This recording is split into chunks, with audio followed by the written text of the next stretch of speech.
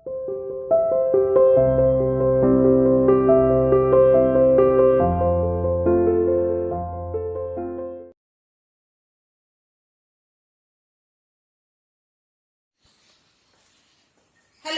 Good morning student. Welcome to CR international school online classes. बच्चों, मैं आपकी हिंदी की टीचर उपस्थित हूँ आपके सामने आपको हिंदी पढ़ाने के लिए।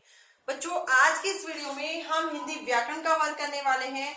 हम चैप्टर 13 यानी पाठ 13 जिसका नाम है अनेक शब्दों के लिए एक शब्द, आज हम ये चैप्टर करने वाले हैं। इससे पहले भी हम इस चैप्टर को कर चुके हैं।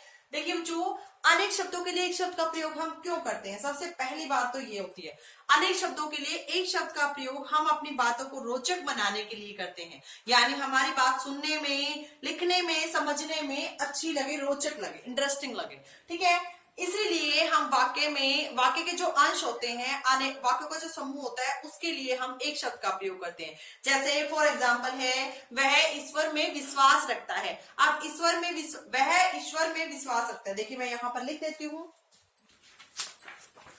वह ईश्वर में विश्वास रखता है। ठीक है, अब देखिए बच्चों, ईश्वर में विश्वास रखता है। ठीक है, अभी इसी वाक्य को हम अब देखिए ये वाक्य है आपके सामने, ये है बच्चों, ये सिंपल वाक्य है। लेकिन अब इसी वाक्य को मैं आपको चेंज करके दिखाती हूँ अनेक शब्दों के लिए एक शब्द का प्रयोग करके। यानी इस वाक्य में अनेक शब्द जैसे 1 2 3 4 5, ये जो 5 शब्द हैं, इनकी जगह हम दूसरे शब्द यूज करेंगे। उससे क्या होगा बच्चों, ये वाक्य इंटरेस्टिंग लगेगा और सेंस दोनों की एक ही होगी, यानी मीनिंग दोनों का एक ही होगा। जैसे मैंने लिखा, वह आस्तिक है। अब देखिए बच्चों, ये वाक्य आपको सुनने में, देखने में, समझने में ये वाला वाक्य इजी लग रहा है या ये वाला ना बच्चों? Very good. इसीलिए बच्चों हम अपने वाक्य में अनेक शब्दों के लिए एक शब्दों का प्रयोग करते हैं। देखिए बच्चों क्या होता है, देखिए हमने वाक्य यहाँ पर लिखा, वह ईश्वर में विश्वास रखता है। अब जो ईश्वर में विश्वास रखता है उसे हम क्या कहते हैं बच्चों? उसे हम आस्तिक कहते हैं। तो हमने यहाँ क्या लिखा, वह आस्तिक है। और जो ईश्वर में विश्वास नहीं रखता उसे क्या कहते हैं बच्चों? उसे नास्तिक कहते हैं। देखिए अपनी बुक के थ्रू हम इस चैप्टर को रीड करने वाले हैं। देखिए बच्चों, सुशील और रोमेश लिखा हुआ है बच्चों, यहाँ रमेश नहीं लिखा हुआ, या तो बुक में बाय मिस्टेक ही लिखा हुआ है, नहीं तो नाम तो आजकल बच्चों आपको पता है कुछ भी हो सकता है। सुशील और रोमेश आपस में बातचीत कर रहे हैं।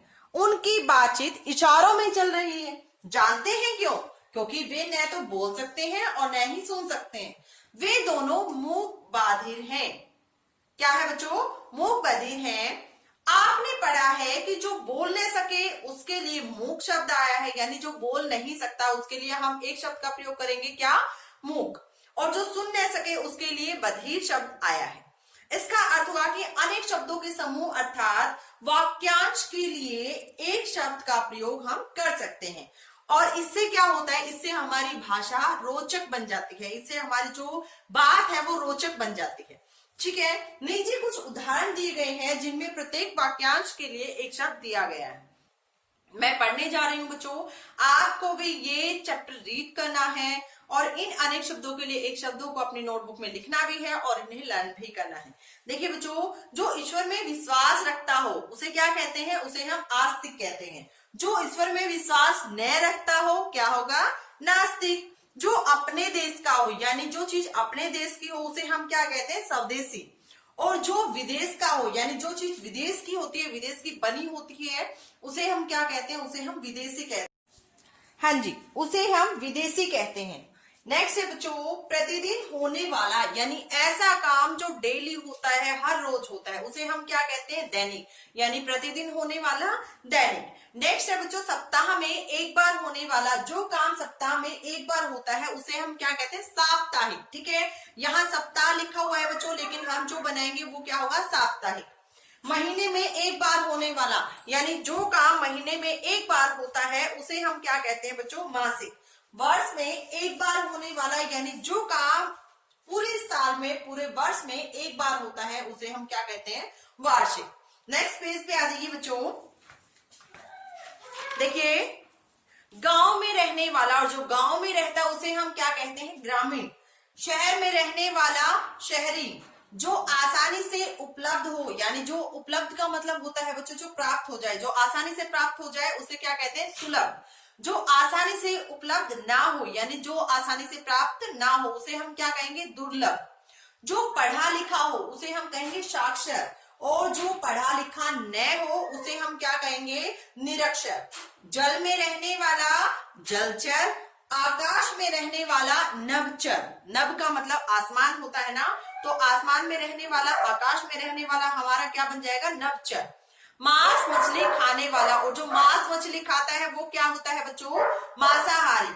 केवल साग सब्जी खाने वाला, यानी जो सिर्फ साग सब्जी खाता है, मांस मछली नहीं खाता, उसे क्या कहते हैं, शाकाहारी। नेक्स्ट है बच्चों मूर्ति बनाने वाला, और मूर्ति बनाने वाले को क्या कहते हैं, मूर्तिकार। चित्र बनाने वाला चित्रकार। 10 वर्षों का समूह, और जो 10 वर्षों का समूह होता है उसे हम क्या कहते हैं, दशक।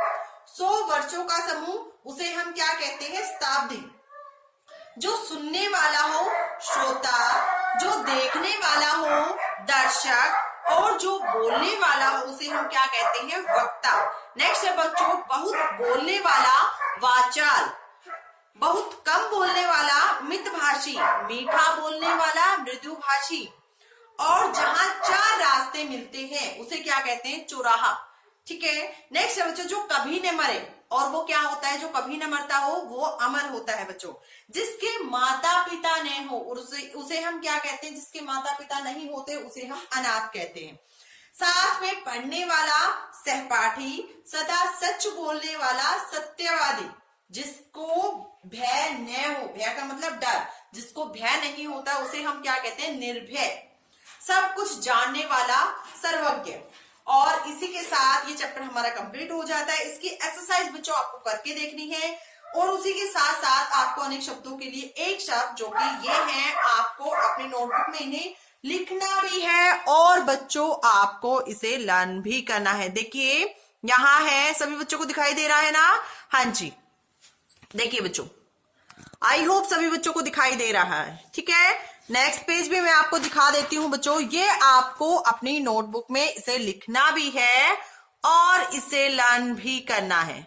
ओके बच्चों, ये है हमारे 35 तक, आपको इन्हें लिखना भी है और लर्न भी करना है।